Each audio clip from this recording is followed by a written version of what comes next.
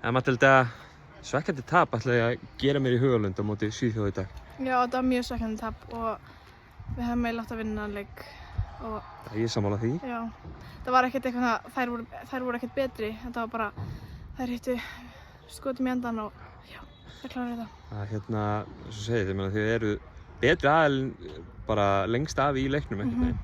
Þið eru svolítið villuvandrar sem komist í þarna í lokin og einhvern veginn eins og þetta erfitt með að ná í körfu einhvern veginn í seinni hluta fjórða leikhlutans. Já, við vorum að byrja út allt of mikið og koma þeim á línuna ógeðslega, þannig að þurfum að halda þeim fyrir framan okkur og ekki byrja út of mikið í næstu leikum.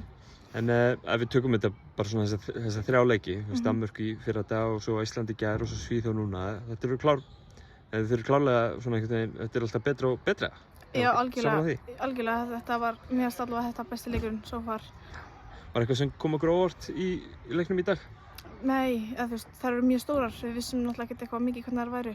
En þær eru allar bara yfir 1,80 sko. Og við mjög litlar þannig að. Við gerum þessu vel samt í lokinu á leiknum að setja stig á töfluna og halda þessu allavega spennandi og búið ykkur til, þú fær loka skot þarna. Svekkjandi að sjá hann fara spjald í hringinn af. Jú, mjög svekkjandi, en við stóðum okkur alveg vel í þessum leik. Þetta var bara svona nokkur víti hjá þeim og svona, þannig að þetta var ekkert eitthvað. Lokaleikurinn á móti Finnlandi á morgun, hafið þið eitthvað skoðað hvernig Finnland? Ég veit ekkert hvernig þær eru, en við ætlum að vinna það samt. Ekki? Jú. Frábært, takk.